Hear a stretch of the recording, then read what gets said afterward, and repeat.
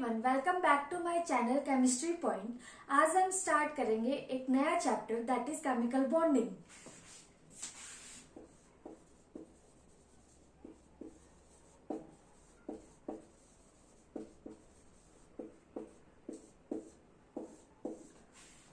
Chemical bonding के अंदर अब हम क्या करेंगे, छोटी छोटी वीडियोस, एक टॉपिक वाइज छोटी छोटी वीडियोस करेंगे। तो सबसे पहला टॉपिक है अपना ऑक्टेट रूल। ऑक्टेट रूल में हम क्या समझते हैं कि ऑक्टेट रूल जानने से पहले हम थोड़ा सा इंट्रोडक्शन कर लेते हैं। What is isolated atom. Isolated atom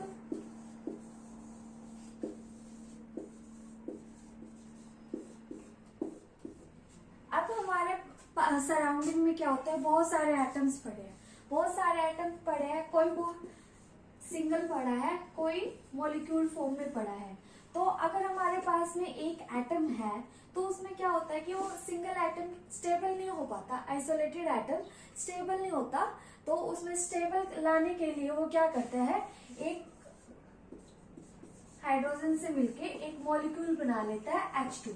तो आइसोलेटेड एटम में क्या होता है कि हमारे पास मान लो कोई ए एटम है, यहाँ अपने पास में कोई बी एटम है, अपने पास में क्या है, ए एटम है या फिर बी एटम है। तो उसमें क्या होगा कि ये दोनों आपस में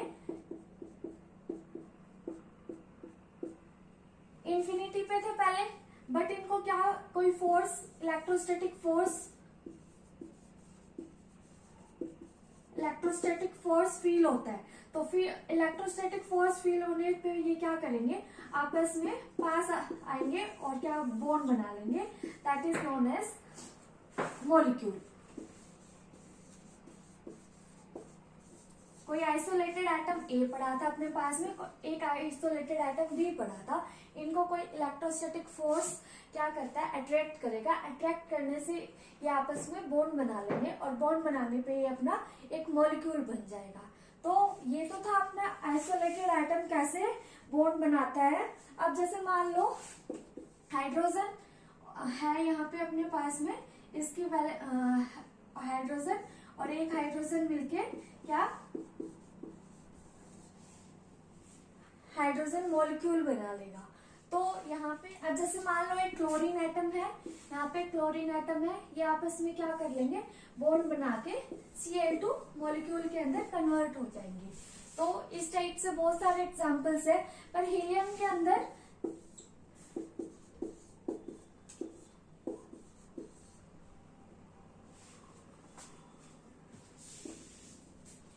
यहाँ हीलियम ये नहीं शो करेगा।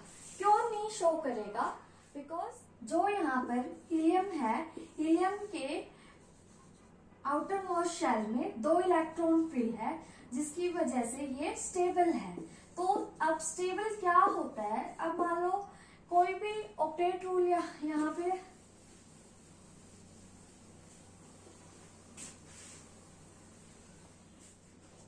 अब ऑक्टेट रूल में क्या होता है, कोई एटम है अपने पास में, ठीक है, एटम के कोर सेल या फिर आउटर मोस्ट शेल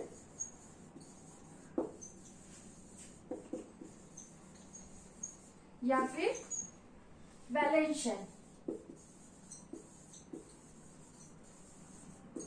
मतलब कोई भी एटम होगा उसकी कोर शेल या आउटर मोस्ट शेल या फिर वैलेंस शेल के अंदर इलेक्ट्रॉन प्रेजेंट होते हैं। तो इलेक्ट्रॉन प्रेजेंट होते हैं, जैसे अगर मैं हाइड्रोजन की बात करूं, हीलियम की बात करूं, बोरॉन की बात करूं, कार्बन की बात करूं, इस टाइप से देखते हैं हम। यहाँ पे हाइड्रोजन का एटॉमिक नंबर 1 है, तो यहाँ पे क्या है, एक इलेक्ट्रॉन प्रेजेंट होगा। हीलियम का एटॉमिक नंबर 2 है, तो इसके आउटर मोस्ट शेल में 2 इलेक्ट्रॉन प्रेजेंट होंगे। बोरॉन का यहाँ पे कितना है, 5 है, तो इसके आउटर मोस्ट शेल के अंदर 3 इलेक्ट्रॉन प्रेजेंट होंगे, ठीक है। ऐसे ही कार्बन का 6 है, तो इसके आउटर मोस्ट में कितने 4 इलेक्ट्रॉन प्रेजेंट होंगे। तो इस टाइप से ये हमारे पास में है और यहाँ पे इसमें क्या होता है कि आउटर मोस्ट शेल के अंदर कितने इलेक्ट्रॉन प्रेजेंट है, उसको हम वैलेंस शेल या आउटर मोस्ट शेल या फिर कोर शेल बोलते हैं। तो इसके अंदर क्या होगा कि अब जैसे हम बात करें इनर्ट गैस,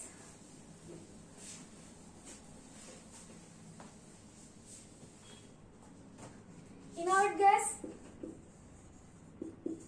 जैसे क्या हो गया, नियोन, आर्गन, क्रिप्टन, जेनॉन, ये क्या अपनी इनर्ट गैस है। इनर्ट गैस या फिर नोबल गैस जिसके क्या होते हैं कि ऑक्टेट कंप्लीट होता है। ऑक्टेट कंप्लीट मीन्स यहाँ पे उसकी जो कॉन्फ़िगरेशन होती है, इलेक्ट्रॉनिक कॉन्फ़िगरेशन होती है, वो फुली फिल्ड मिलेगी या फिर हाफ फिल्ड मिलेगी, इस टाइप से मिलेगी। जहां तक है फुली फिल्ड ही मिलेगी, हाफ फिल्ड नहीं मिलेगी हमें।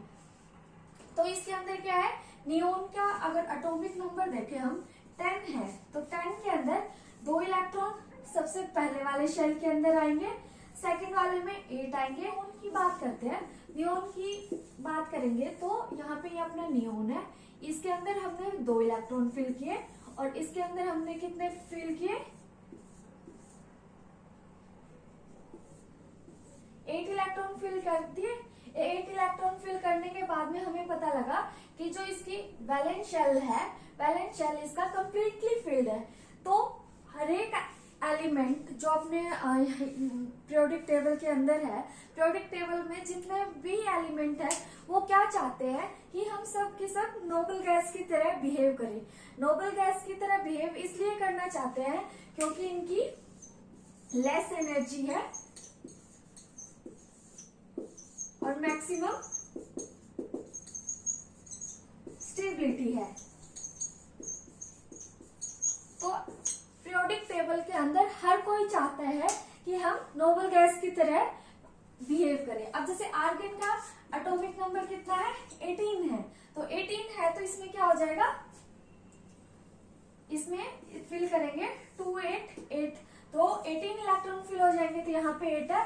नेक्स्ट वाले में भी कितने आ जाएंगे अपने 8 इलेक्ट्रॉन फिल करने पे, यहाँ पे अपने पास में ये आर्गन का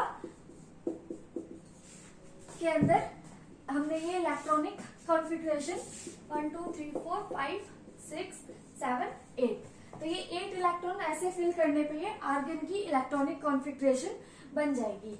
इलेक्ट्रॉनिक कॉन्फ़िगरेशन या फिर वैलेंस शेल में कितने इलेक्ट्रॉन आएंगे वो पता लग जाएगा। ऐसे क्रिप्टॉन का 36, जिनोन का 56, इस टाइप से हम फिल करेंगे तो हमें पता लग जाएगा कि इलेक्ट्रॉन यहाँ पे वैलेंस शेल में कितने प्रेजेंट है। तो ऑक्टेट रूल ये कहता है कि जो आउटर मोस्ट शेल है उसके अंदर 8 इलेक्ट्रॉन हो तभी ऑक्टेट रूल फॉलो करेगा। तो अब यहाँ पे ऑक्टेट रूल क्या बोलता है कि हर एक एटम अचीव करना चाहता है नियरेस्ट नोबल गैस कॉन्फ़िगरेशन, और उसकी वजह से क्या हो जाएगी, मैक्सिमम स्टेबिलिटी और लीस्ट एनर्जी। तो मैंने बताया था पीरियोडिक टेबल के अंदर हर एलिमेंट क्या चाहता है कि मैं नोबल गैस की तरह बिहेव करूं। नोबल गैस की तरह बिहेव करेगा तो क्या हो जाएगा, वो स्टेबल हो जाएंगे और लीस्ट एनर्जी हो जाएगी। तो हर कोई स्टेबिलिटी चाहता है। अगर हम देखें हमारी लाइफ में हम क्या चाहते हैं, एक स्टेबिलिटी चाहते हैं। तो इस टाइप से क्या होता है कि ऑक्टेट रूल में फर्स्ट पॉइंट यही बोलता है। अब एग्जाम्पल बताती हूँ मैं आपको, H2O। H2O में अगर मैं यहाँ एग्जाम्पल देखूं वाटर का, तो वाटर में एक ऑक्सीजन है, 2 हाइड्रोजन है अपने पास में, और इसके वैलेंस इलेक्ट्रॉन कितने हैं ऑक्सीजन के 6 और हाइड्रोजन के कितने हैं 1 इलेक्ट्रॉन है वैलेंस शेल के अंदर। तो अगर ये वाला ऑक्सीजन ये ऑक्सीजन अपना 1 इलेक्ट्रॉन इसके साथ में शेयर करके एक बॉन्ड यहाँ बना ले और एक बॉन्ड इसके साथ बना ले, तो ऑक्सीजन के वैलेंस इलेक्ट्रॉन कितने हो जाएंगे, ऑक्सीजन के 8। ऑक्टेट रूल में क्या होता है, 8 इलेक्ट्रॉन फिल होने चाहिए। देखिए ऑक्सीजन के हुए कि नहीं हुए, 1 2 3 4 5 6 7 8 इलेक्ट्रॉन कंप्लीट हुए। तो यहाँ पे अपना ऑक्टेट रूल फॉलो हो रहा है।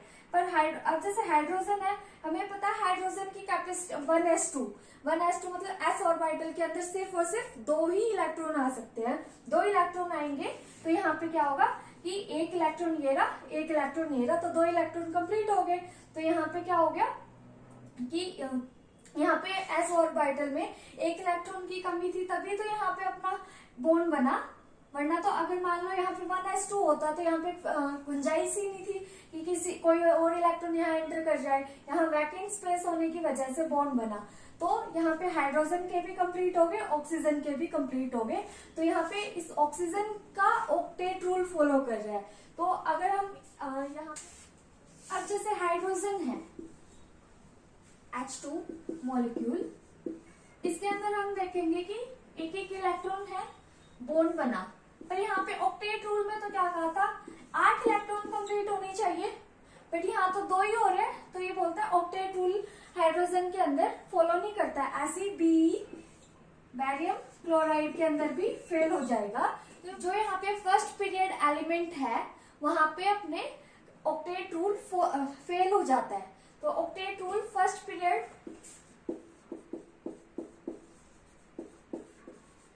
पीरियड एलिमेंट के अंदर ऑक्टेट रूल क्या हो जाएगा, फेल हो जाएगा। तो यहाँ पे अपना सेकंड पॉइंट ये था कि जैसे फर्स्ट पीरियड एलिमेंट के अंदर अपना ऑक्टेट रूल फेल हो जाता है। अब हम थर्ड पॉइंट देखते हैं, odd species rule. Odd species rule के अंदर एक अपने पास में नाइट्रोजन है, एक अपने पास में ऑक्सीजन है। यहाँ पे वैलेंस शेल में 5 इलेक्ट्रॉन है और यहाँ पे वैलेंस शेल में 6 इलेक्ट्रॉन है। तो टोटल कितने हो गए, 11 इलेक्ट्रॉन्स हो गए। 11 इलेक्ट्रॉन्स होने के बाद अगर हम इनमें बॉन्ड बनाते हैं, मॉलिक्यूल बनाएंगे, तो यहाँ पे जैसे 2 बॉन्ड बनने के बाद में 3 इलेक्ट्रॉन बच जाएंगे और इसमें 4 बच जाएंगे। तो यहाँ पे कितना हो गया, यहाँ पे कितना है 7 इलेक्ट्रॉन। तो ये बोलता है ओड स्पीसीज होगी, अगर ओड स्पीसीज में ऑक्टेट रूल अपना क्या हो जाएगा, फेल हो जाएगा। वहां पे क्या तो इवन नंबर ऑफ इलेक्ट्रॉन बचने चाहिए, अगर ओड स्पीसीज में इलेक्ट्रॉन होगा तो वहां पे अपना क्या ऑक्टेट रूल फेल कर जाएगा।